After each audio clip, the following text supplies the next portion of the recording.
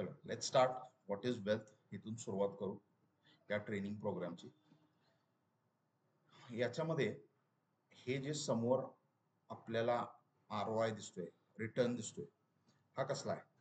तर हा जर आपण 1000ची महिन्याची SIP करतो, तुम्ही जी काय करत असाल त्याच्या मल्टिपल असेल, 1000 पण असेल किंवा 1,00,000 पण असेल किंवा 10,00,000 असेल, व्हॉट एव्हर तुमची अमाऊंट असेल, तर ही जी SIP आहे याचे वेगवेगळे रिटर्न्सचे आउटपुट्स काय आहेत हे बघणं गरजेचं आहे. की जर मी ही SIP करतोय, जर 20 वर्ष माझं टार्गेट आहे SIP करायचं आणि अॅन्युअल रिटर्न जसे प्रोडक्ट्स LIC चे सारखे आहेत, युलिप आहेत, एंडावमेंट गॅरंटी प्लॅन, पेन्शन प्लॅन, हे प्रोडक्ट आहेत, हे जर आपण इथं इन्व्हेस्ट करत असेल तर 5%च्या आसपास याचा ROI असतो. इथं टॅक्स नसतो पण रिटर्न फार कमी असतो. पण सगळ्यात महत्वाचं पॉईंट इन्फ्लेशन. इन्फ्लेशन काय तुम्हाला माहिती? महागाई. जर महागाई 7% आहे तर हे जे आपले प्रिन्सिपल 24 लाख रुपये जे आपले इथं इन्व्हेस्ट झाले, ह्याची प्राइस त्यावेळेला 20 वर्षानंतर ही असते 52 लाखच्या आसपास, 53 लाखच्या आसपास असते. आता जर नाही, ही महागाईमुळे काय व्हायला असेल, जे इन्फ्लेशन आहे त्याच्यामुळे याची व्हॅल्यू ही झाली असेल ड्यू टू इन्फ्लेशन. ओके, त्याच्यामुळे ही व्हॅल्यू झाली असेल. ओके, इन्फ्लेशन झाले असेल. पण आपल्याला जेव्हा पैसे मिळत आहेत, आपल्याला जे पैसे मिळत आहेत ते फार कमी मिळत त्याच्यापेक्षा, कारण का आपलं ॲप्रिशिएशनच कमी. ओके, म्हणून कधीही आपण भविष्यात असं बघायचं, तर थोड्या दिवसात आपण काही प्रोडक्ट्स चेक करायचे, त्यात इन्शुरन्स प्लस इन्व्हेस्टमेंट असले प्रोडक्ट्स कधीही घ्यायचे नाहीत.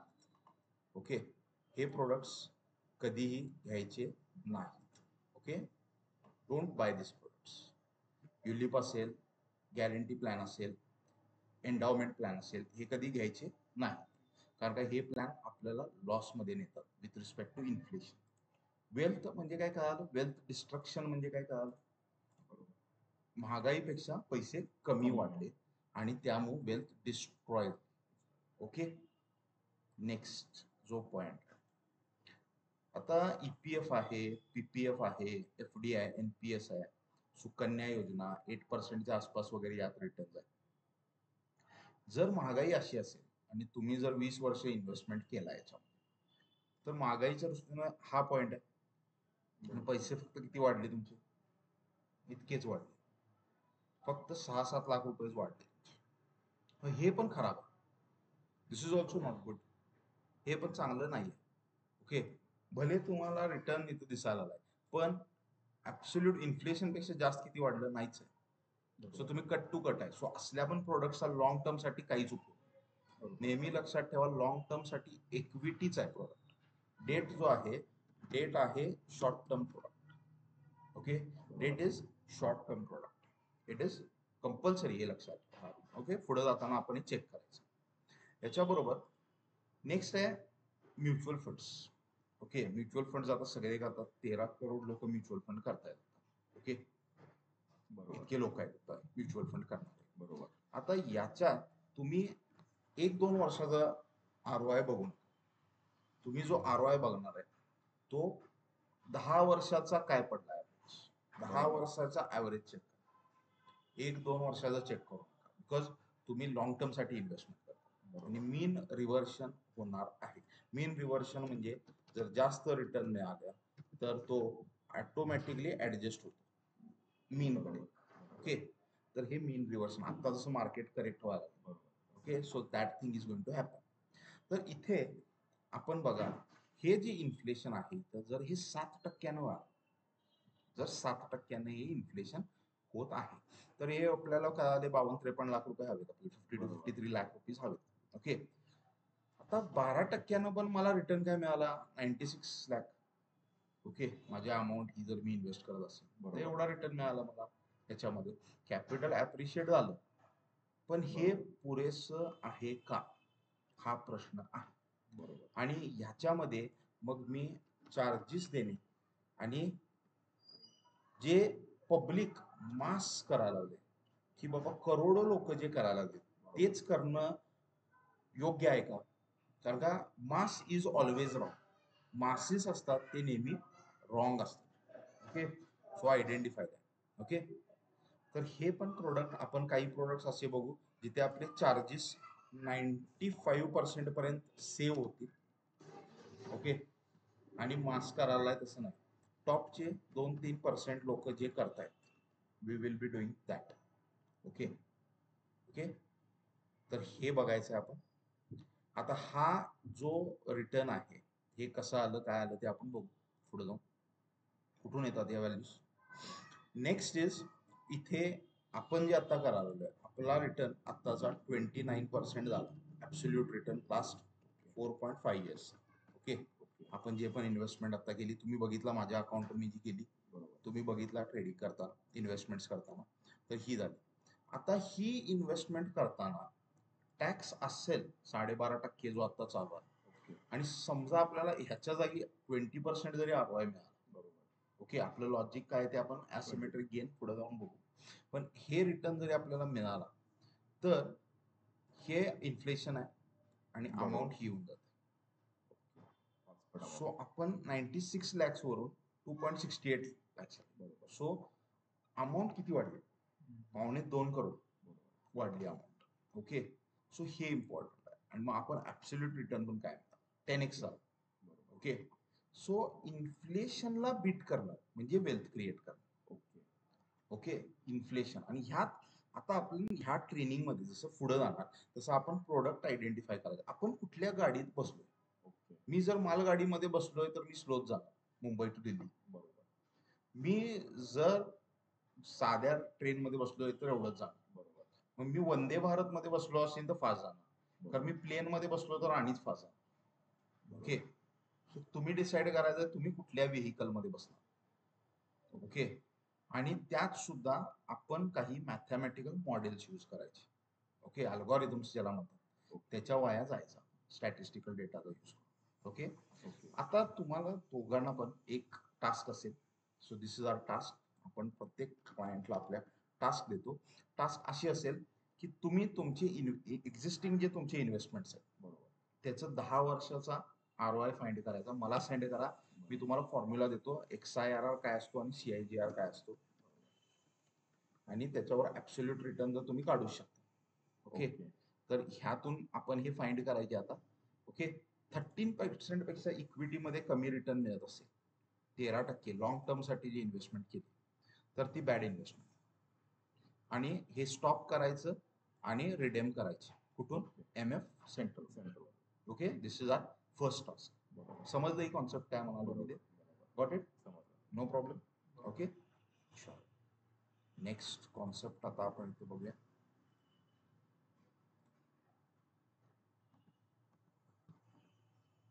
ओके ओके, सगळ्यांना दिसते?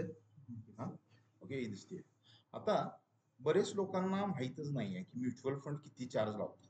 तर मगाशी मी तुम्हाला एक 12% एक सांगितलं होतं, 12% काहीतरी चार्ज आहे. बरोबर. आता हे किम म्हणून एक की इन्फॉर्मेशन मेमोरँडम, कुठल्या पण म्युच्युअल फंडचं तुम्ही हे किम डाउनलोड करू शकता त्यांच्या वेबसाईटवर.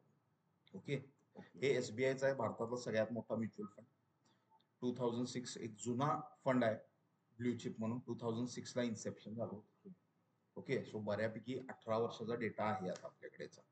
ओके, तर हा जो डेटा आहे ह्याच्यावरती ह्यांचं इन्सेप्शन पासून रिटर्न बघा आणि त्या बेंचमार्कचं रिटर्न बघा. 1% कमी. रिटर्न इज 1% लेस आहे. इथे ऑलमोस्ट 2% लेस आहे. बरोबर. इथे 1.5% लेस आहे. इकडे पण 1.3%. हे का कमी आहे? कारण चार्जेस आहेत. आता लोकांना वाटतं की कसले चार्जेस असतात, फक्त एक्झिट लोड असतो. तर एक्झिट लोड नसतं. आता हे इंड मनीचा स्क्रीनशॉट आहे आमच्या काही क्लायंट्सचा. ब्रोकर आहे इंड मनी नावाचा, तो म्युच्युअल फंड अनालाइज करतो. ओके, त्याला CIRF असं म्हणायचं. जर तुम्ही त्यांना ते ऑथॉरिटी दिला तर ते तुमचा म्युच्युअल फंड पण स्कॅन करतात आणि अनालाइज करून आपल्याला डेटा सांगतात. ओके, तर इथं हा क्लायंट 8 लाख घातलेले जवळपास 8 लाख रुपीज, हे 12.4 लाख झाले 8.2 चे. ओके, ह्यात डायरेक्ट म्युच्युअल फंड आहे, डिरेक्टली घेतलाय, डिरेक्ट म्युच्युअल फंड आहे हा, तरी पण यांना चार्जेस 37,000 आहे डायरेक्ट चार्ज असो. आणि हा रेग्युलर प्लॅन आहे म्हणजे कमिशन एजंट आहे. तर याच्यातला चार्ज बघा, 92,000 टाकलेले तर 1,20,000 झालेत. ओके, 28,000 फक्त झालेत आणि त्यात त्यांनी 12,300 12,300 चार्जेस भरलेत. कमिशन किती गेले आणि काय राईट, तर 50% चार्ज गेलाय त्याचा. ओके, सो हे माहित पाहिजे. आता हे चार्जेस कसे येतात आणि आपल्याला बिल का मिळत नाही, हे सगळ्यात महत्वाचं आहे. आता एक गोष्ट लक्षात घ्या की आपण इक्विटी असेल किंवा डेट असेल दोन्हीकडे चार्जेस असतात. एम्फीच्या वेबसाईटवर गेला तर तुम्हाला हे चार्जेस दिसतील. Okay, I will show it to you.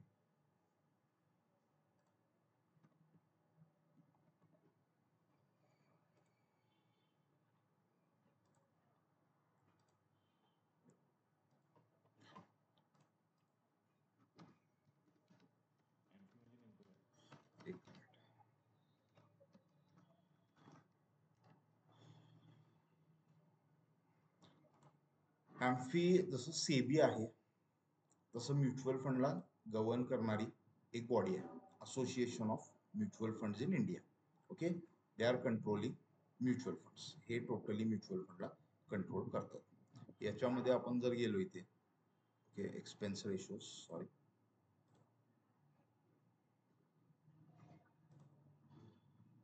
Okay, so इथे हे चार्जेस आहेत. ओके, ओके, सो NFOs जे नवीन आलेले म्युच्युअल फंड्स असतात ते आपल्याला सेल केले जातात का, कारण का त्यांचं ऍसेट अंडर मॅनेजमेंट कमी असतो आणि त्यांचा चार्ज जास्त असतो. बरोबर, म्हणून सगळे आपल्याला हे प्रोडक्ट सेल करत असतात. बरोबर, ओके, जसं जसं अमाऊंट नेक्स्ट नेक्स्ट पैसे वाढत जातात तसे तसे हे चार्जेस कमी होत जातात.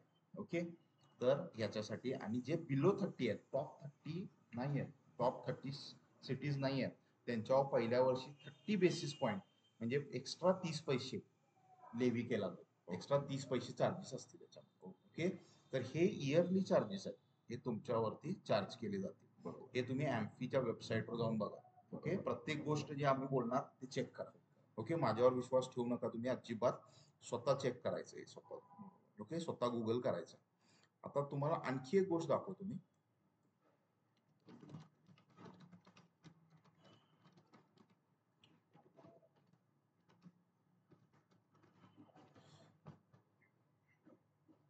इथे हे बघा, जेमिनाय ऑलरेडी सांगायला आलंय, पण म्युच्युअल फंड्सच्या कमिशन एजंट्सना 12,000 करोड डिस्ट्रीब्यूट झालं. 12,000 करोड डिस्ट्रीब्यूट झालं. ओके, मग हे आपल्या पैशातून गेलेत, हे लक्षात घ्या की आपल्या पैशातून हे पैसे गेलेले आहेत. ओके, सो इथे मनी कंट्रोल, मनी कंट्रोलला जावा तुम्ही. Net commission earned bye mutual fund distributors is 12,049. Gross पण नाही आहे, ग्रॉस खूप जास्त असणार. हे नेट आहे, टोटल जे कंपनीने घेतलेलं असणार आहे ते खूप मोठं असणार आहे amount. Okay, hopefully you are able to see this. Okay, तुम्ही स्वतः चेक करा. Moneycontrol, we are just browsing, आम्ही इझिली ब्राउज करायला लागले. ओके, कमिशन्स काय आहेत एजंट्सचे, आय थिंक एक सेकंड दाखवतो काही, किती पैसे कमवायला.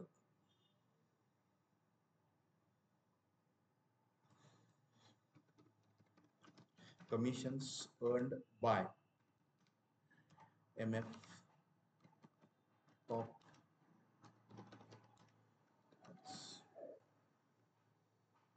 हे बघा, तुम्हाला हे डिटेल्स मिळून जातील. Let's go to money control.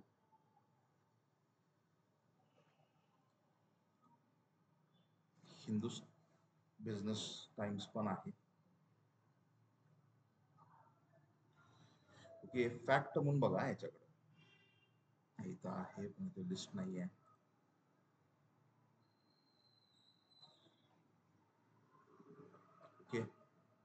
So हे कमिशन्स जे अर्न केले आता ह्या वर्षी मागच्या 2023 कमिशन काय अर्न केले बघा 1800 फक्त एनजे वेल्थनं 1881 करोड पैसे कमवले करोड हा एवढा कमिशन आहे एसबीआय न कमिशन काय घेतलं एचडीएफसी हे कमिशन डिस्ट्रीब्युटेड आहे एजंट्सना आणि या वर्षीचं आणि आलंय बघा 14,000 ला गेलं 14,853 करोड आपल्या खिशातून गेले ते पैसे आणि आपल्याला याचं काहीच कल्पना नाही आहे यात तुमचा पण कोणतरी एजंट असेल कुठेतरी इथं मध्ये ओके सो किती पैसे कमी व्हायला लागले चेक करा okay so this is huge तर हे अमाऊंट मोठे आहेत आणि हे एवढं कमिशन डिस्ट्रीब्यूट झालेलं आहे तुम्ही सुद्धा चेक करू शकता हे कमिशन्स ओके गुगल करा you'll find this commissions okay so this is here trading Q&A या वेबसाईट वरती आपल्याला ही गोष्ट मिळाली ओके आणि you can just go and check this तर हे असे कमिशन्स आहेत आता हे कमिशन्स जे आहेत हे कुठून मिळालेले आणि का मिळालेले आणि कसे मिळाले हे महत्वाचं आहे आपल्याला आता जर माझे 10 लाख रुपये टोटल अमाऊंट म्हणाले टोटल कॅपिटल पण आहे प्रिन्सिपल पण आहे प्लस गेन्स आहे टोटल फक्त तुमच्या प्रिन्सिपलवर नाही तर टोटल अमाऊंट 10 लाख रुपये आहेत समजा तुमचे 5 लाख रुपये एक्झाम्पल 5 लाख रुपये प्रिन्सिपल आहे आणि 5 लाख रुपये तुम्ही गेन कमवलाय त्याच्यावर तर टोटल किंवा 8 लाख तुमचं प्रिन्सिपल आहे 2 लाख तुम्हाला गेन मिळालं तर टोटल अमाऊंट वरती तुमच्यावर पैसे चार्ज केले ओके गॉट इट तर इथं आता या 10 लाखाला NFO ला कोण इन्व्हेस्ट करायला लागला त्याला 25,000 वर्षाला चार्ज ऍव्हरेज लोकांना ऍव्हरेज ऍक्टिव्ह जे रेग्युलर म्युच्युअल फंड आहेत ओके जे रेग्युलर म्युच्युअल फंड आहेत त्यांना 1.8% चार्ज आहेच ओके तर इथं वर्षाला 10,000 जर त्या दिवसाची व्हॅल्यू असेल तर तुम्हाला 18,000 इयरली चार्ज असेल हा रोज चेंज होणार जशी तुमची टोटल व्हॅल्यू चेंज होणार तसा हा व्हॅल्यू पण चेंज होणार आता चार्जेस असणार ते with respect to every day they are going to be charge जे चार्जेस असतील आता याच्यात काय आहे की डिवाइड बाय 365 म्हणजे एका दिवसाचा चार्ज काय झाला 18,000 349 रुपीज 49 रुपीज चार्ज झाला आता हा 49,000 रुपये सॉरी 49 रुपीज तुम्हाला कळणारच नाही आहे कधी पैसे तुमचे कडे का कारण का रोज मार्केट काय व्हायला 1-2% वर खाली व्हायला आले जर वर गेलं तर 10,000 रुपये मिळाले त्यातून 49 रुपीज कट केले जर खाली गेले 1% 10,000 मायनस झाले तर तुमच्यातनं 49 एक्स्ट्रा गेले तुम्हाला कळणारच नाही तुम्हाला ओके वीकेंडला पण होणार every day you are going to be charge okay आणि एनएव्ही ते फॅक्टर्ड इन असणार आता ही एनएव्ही आहे 10 rupees example exactly 365 days every day you will be charge okay आता इथे काय झालं तुमचं एनएव्ही चे 9.9995 झालं सो फोर्थ डेसिमल त्यामुळे तुम्हाला कळालंच नाही हे चार्जेस झालेले आहेत okay market 80 to 90% of the time sideways असणार आहे 10% टाइमच तुम्ही पैसे कमवणार आहे बरोबर पण तुम्ही 100% ऑफ द टाइम चार्ज देणार every day you are going to give charge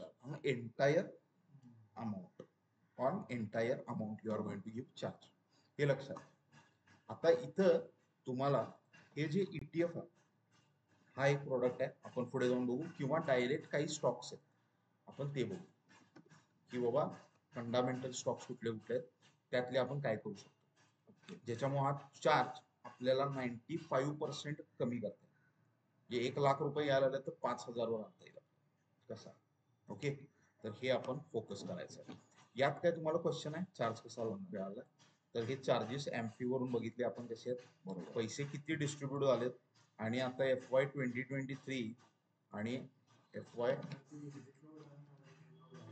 ते पण एक्स्ट्रा चार्जेस 14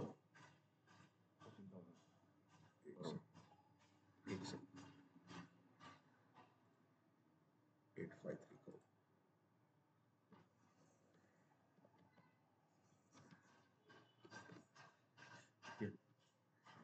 एवढे चार्जेस तुम्हाला चार्ज आहे ओके आणि ह्या चार्जेसमुळे न्यूयॉर्क टाइम्सचं आर्टिकल मिळेल तुम्हाला okay 1 out of 2,132 mutual fund एक सुद्धा म्युच्युअल फंड अमेरिकेत बीट करू शकलेलं नाही कंटिन्युअस 5 वर्ष इंडेक्सला. एक वर्षी बीट करतात, पण जे बीट करतात ते नेक्स्ट इयर बीट करतात 2-3 वर्षांनी. कन्सिस्टंटली कोणी नाही. मग आपल्याला कळणार कसं कुठले 5%, कारण का प्रत्येक वर्षी चेंज व्हायला लागले. एक पण असा म्युच्युअल फंड नाही जो कन्सिस्टंटली बीट करतो. ओके, सो एक गोष्ट लक्षात घ्या, हे फॅक्ट्स लक्षात घ्या. आणि सगळ्यात वाईट ही गोष्ट आहे की आपण हजारो लाखो रुपये भरून आपल्याला बिल मिळत नाही या गोष्टीचं. आणि ह्यासाठी IIT IIM चे स्टाफ, सॉरी, जे जे पासआउट्स आहेत, अलमनाय आहेत, जे पासआउट स्टुडंट आहेत, ते घेतले जातात स्टाफ म्हणून म्युच्युअल फंड्सच्या कंपनीमध्ये, बिकॉज ते हे प्रोडक्ट्स डिझाईन करतात. सो दॅट जो लेमॅन आहे, ज्याला काही माहीत नाही आहे, त्याला फसवता येईल. Literally go and check this. ही कॉन्सेप्ट काय आली तुम्हाला, व्हॉट इज वेल्थ आणि चार्जेस कशी तुमच्यावरती इम्पोज केले जातील. Okay, so this is what is this part is. नाव आपल्याला वेल्थ क्रिएट करायची, आपल्याला बियॉन्ड जायचं आहे. जे ॲव्हरेज पब्लिक करायला त्याच्या बियॉन्ड जायला, टॉप 2-4% लोक जे करायला त्यात आपल्याला काम करायचं. ओके, ही सुरुवात झाली आपली आज. Hopefully you'll be with us. Thank you.